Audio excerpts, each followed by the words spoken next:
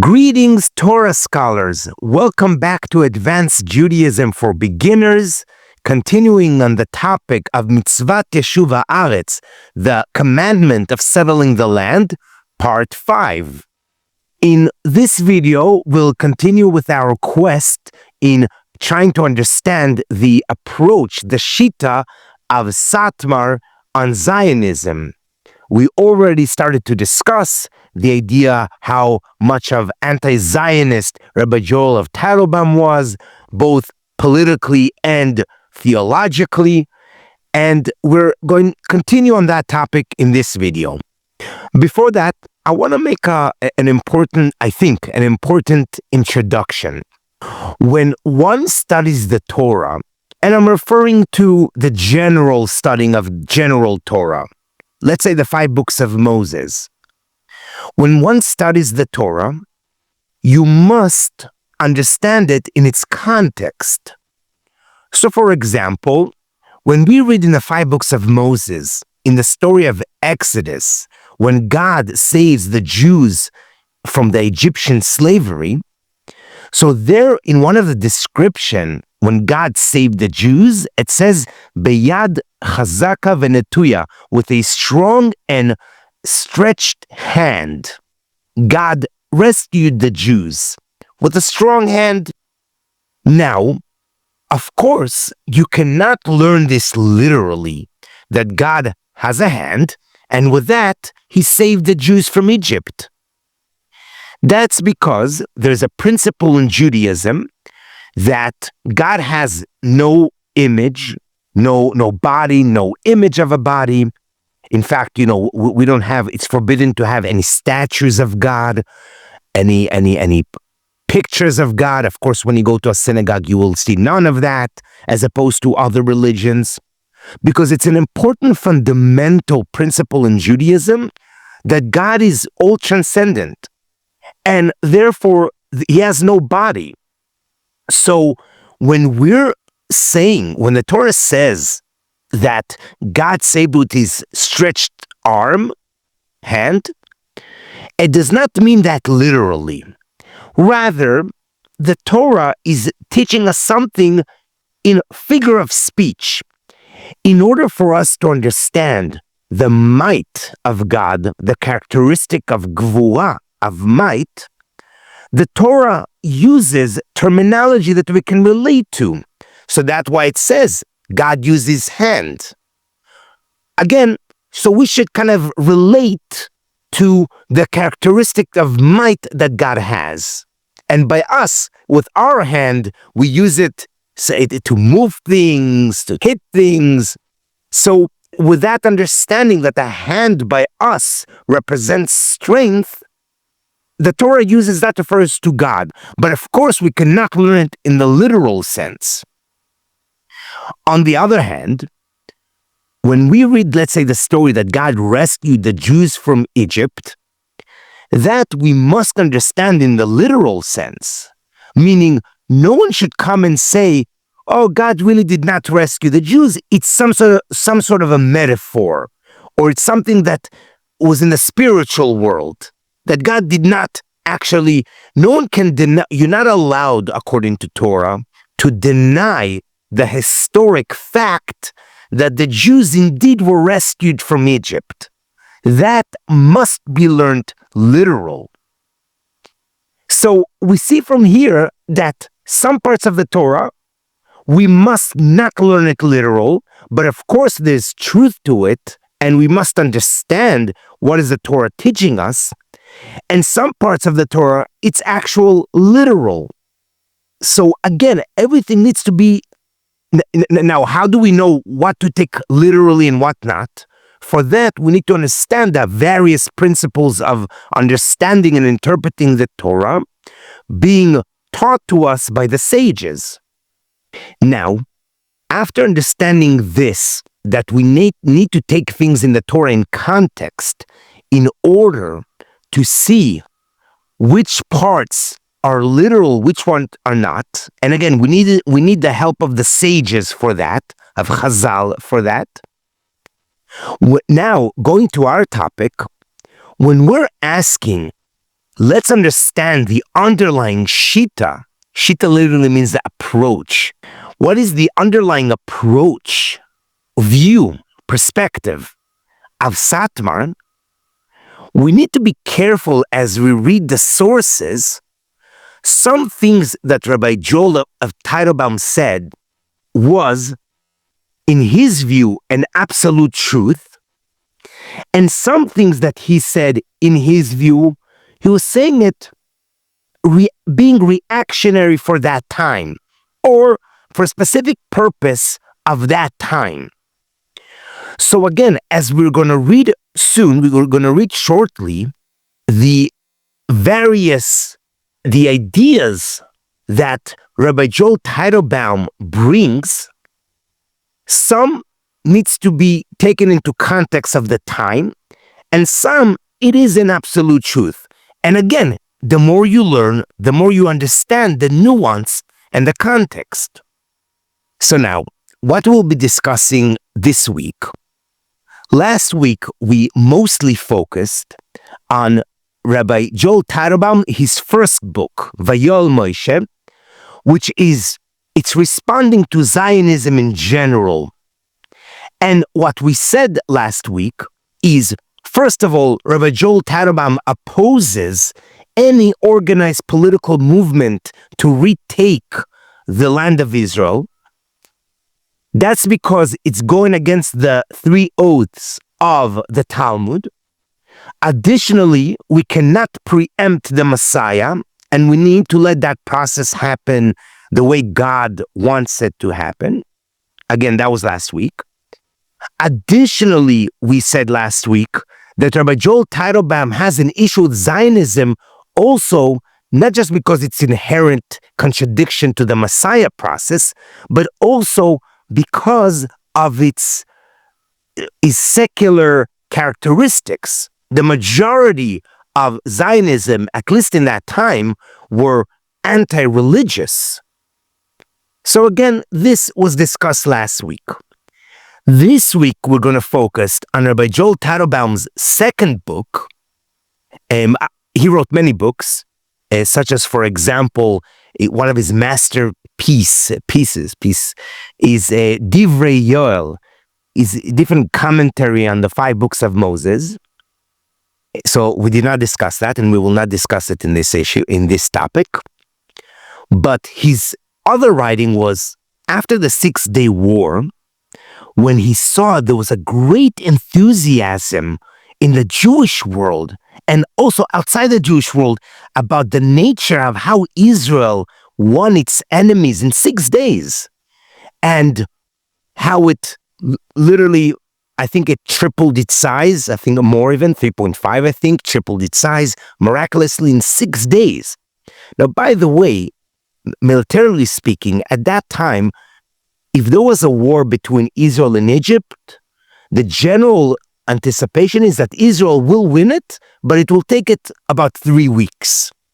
Israel already won a war against Egypt in Mitzvah Kadesh earlier when it captured Sinai. So people knew that there was understanding that Israel will win Egypt, for example. But to win on all fronts, a war on all fronts, Jordan, Syria, and other countries on all fronts, and win it in 6 days, that was viewed as astonishing victory. So now, bringing that historic time, to this topic, Rabbi Yoel Teitelbaum had to explain how can Zionism succeed? If Zionism goes against God's will, how can it show such tremendous success? And understanding Rabbi Yoel Teitelbaum, especially when we see Rabbi Yoel Teitelbaum's point is that so many, even religious Jews, were so enthusiastic about Israel's victory.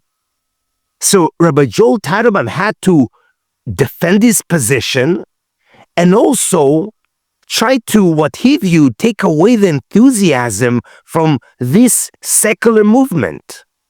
In his point, how can religious Jews follow this excitement around the victories of the secular government?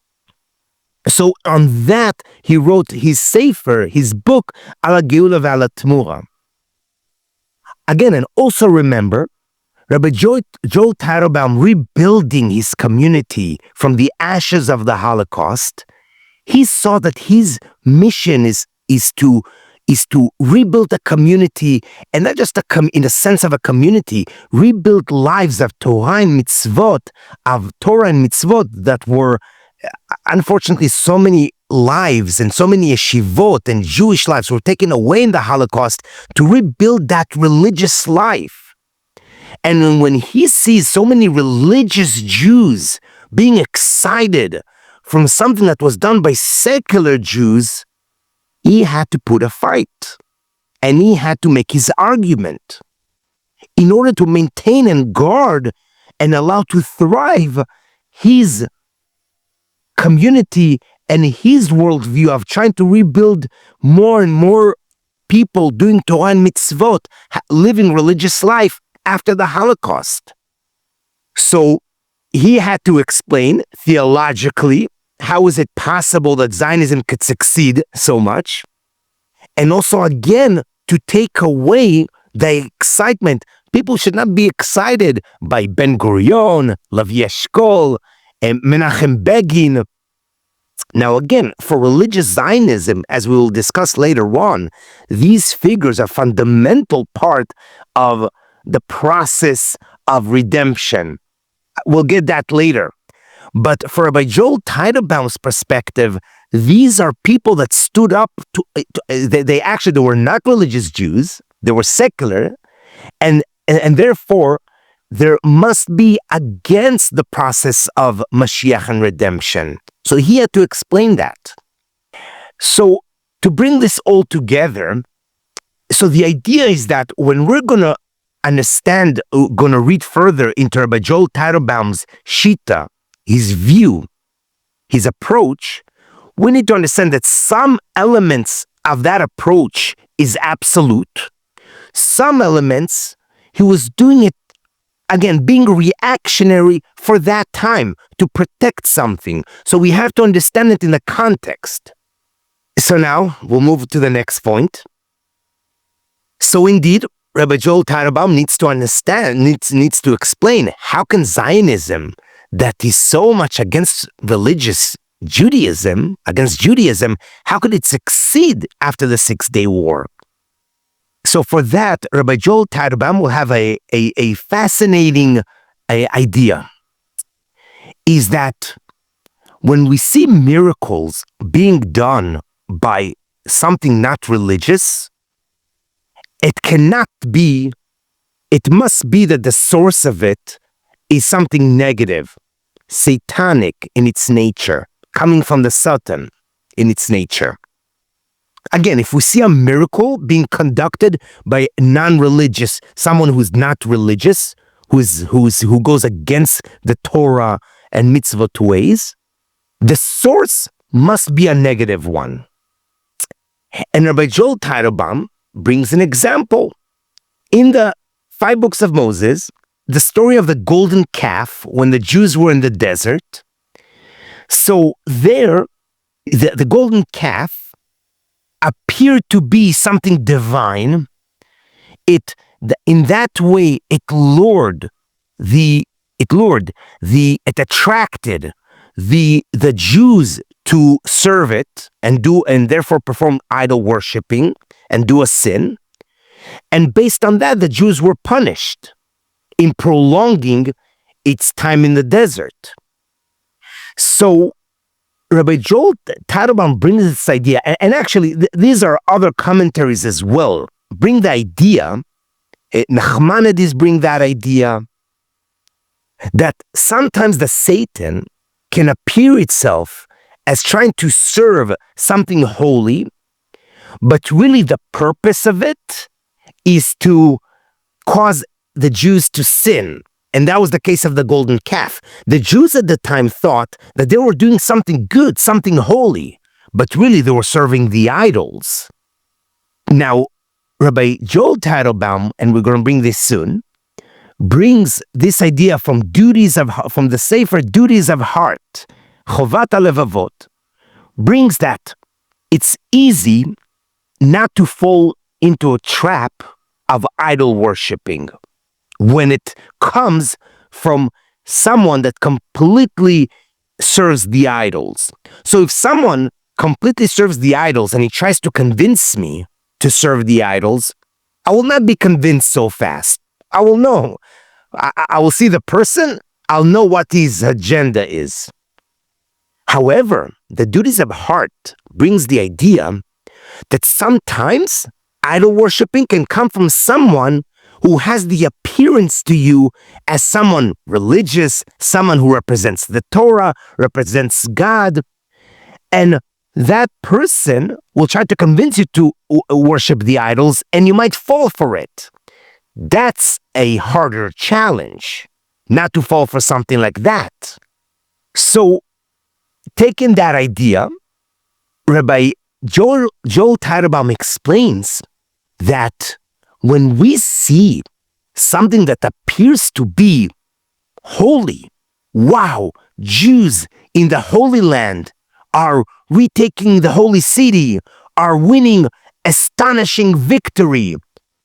That success of Zionism, that appearance of success, according to Rabbi Yoel Teitelbaum, it's only a proof of the satanic source of that success. So when we get so fascinated by it, Rabbi Yoel Teitelbaum stands up and screams, no, this is a negative source. And his proof is that they're secular Jews. They're going against the Torah ways. So when we see people that go against the Torah ways and through them you see miracles, this is the principle of, just like the golden calf, that sometimes in order to distract us from our mission, we're going to have things that appear to be in holiness. So, with that understanding, I will read the portion from the book of HaGeulah VeAl HaTemurah.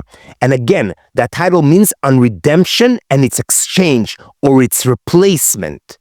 Essentially, on the redemption and its price.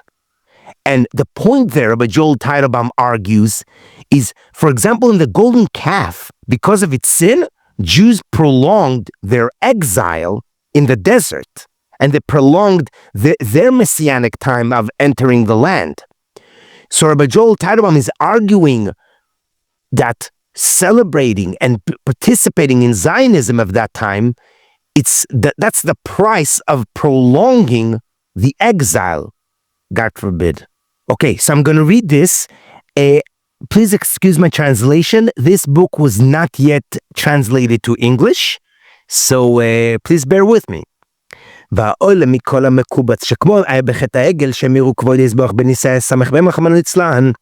Just like in the sin of the golden calf, where the Jews at the time sinned and they exchanged the honor of God with the miracles that were performed by the Samech Mem, by the Satan, God forbid. And they exchanged whatever praising they had for God for saving them from Egypt, they exchanged it for this act of Satan.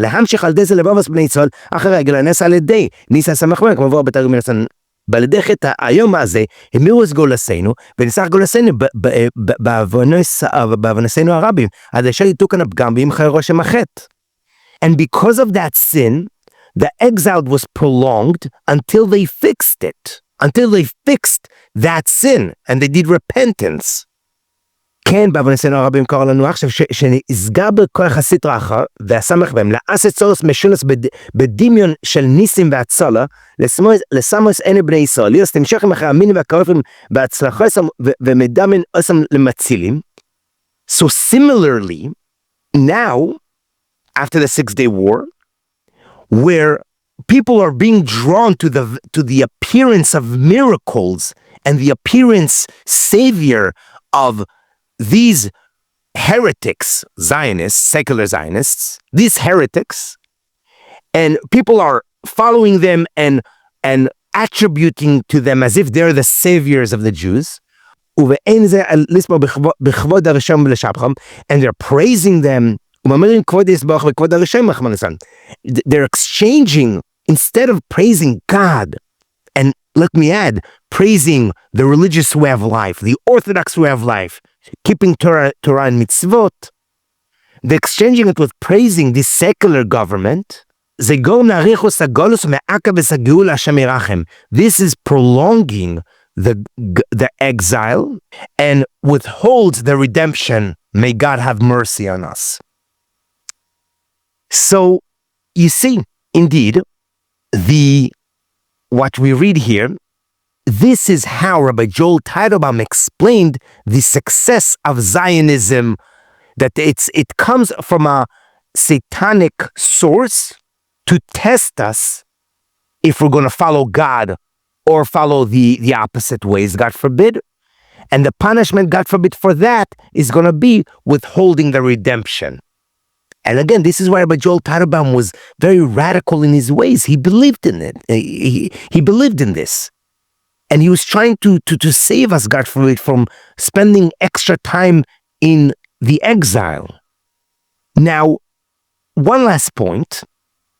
When we read this, we might come with and going back to my point about absolute point versus or absolute idea versus a relative idea to that time, one might conclude from this that Rabbi Yoel Teitelbaum believes that no miracle can be done from a secular person.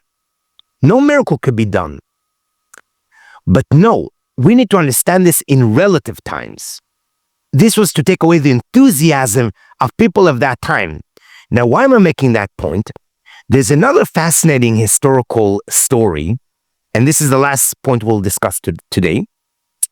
The Kastner Train, during the time of the Holocaust in Hungary in 1944, there was a Jewish activist, a secular Zionist, and a Jewish activist and a community leader there named Kastner, Rudolf Kastner, very not religious Jew, a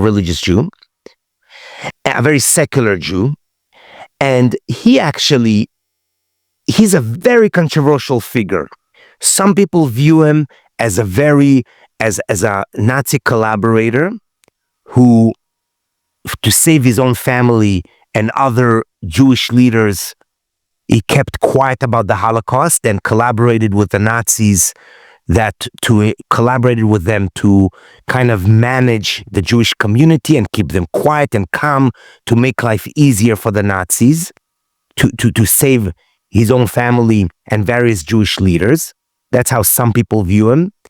Other people view him in the very opposite way, that he actually is someone who very much put his own life at risk to save as many Jews as he could, and whatever possible was for that time under those conditions, of course, after the Holocaust. So he's a very controversial figure, and there was a very heated debate that later went into a court case in Israel, I believe in 1956 or so. But this Rudolf Kastner, whatever it was, he made dealings with the Nazis, that's for sure. Whether he had the right motives or not, that's debated, but he made deals with the Nazis. And he had a train that he saved about 1,600 Jews. Mostly were prominent Jews on it, mostly seculars. And there was one individual there, a very, very religious Jew, named Rabbi Yoel Teitelbaum. Rabbi Yoel Teitelbaum, the Satmar Rebbe, was saved in that train. And that train, essentially, Mr. Rudolf Kastner bribed the Nazis with various monies, and the train was rescued into Switzerland in 1944, from Hungary to Switzerland. Rabbi Yoel Teitelbaum was on that train. And until today, the Satmar community, they celebrate this victory. They celebrate the day of rescue that he arrived, their Rebbe, Rabbi Yoel Teitelbaum, was saved. Now you're going to ask, and it's a question many people ask, how could you celebrate a miracle that was performed by a secular Zionist, Mr. Kastner? By the Six-Day War, Rabbi Yoel Teitelbaum is making all the political, the theological arguments, the Torah scholarly arguments that miracles cannot be performed by someone secular. And here, in their 21st Chaf Aleph Kislev, when they're celebrating the rescue day of their Rabbi, they're celebrating a day that essentially it was a miracle being performed through a secular Zionist. Now, this is a fascinating question that, as far as I know, Satmar, they don't have an answer to that. They don't. And they don't answer it. They don't look at that question and they don't answer it. If someone knows an answer, what Satmar would answer that, please comment below. But officially, they don't have an answer for that. Now, what I would try to suggest is that we always need to understand the context of things. Rabbi Yoel Teitelbaum does not absolutely believe that no miracles can be done through a secular Zionist. It could. The proof is his rescue day that is being celebrated by his community. But it's always, we need to understand the context of things and what's the net effect of those factors. So when he sees that Jews, when it comes to celebrating the Six-Day War and the non-Jewish, the secular government, there he says the net effect is wrong. The net effect is off. Therefore, the source must be the satanic source. So, completing this thought, just summarizing what we discussed today. We discussed today Rabbi Yoel Teitelbaum's understanding of the success of Zionism, and it must come from a negative source. And I also brought the idea of we need to learn the Torah with its context. Same thing when we ask for the Shita of what's a Satmar Shita, and as we read it, we have to understand it with the context of its times. Thank you.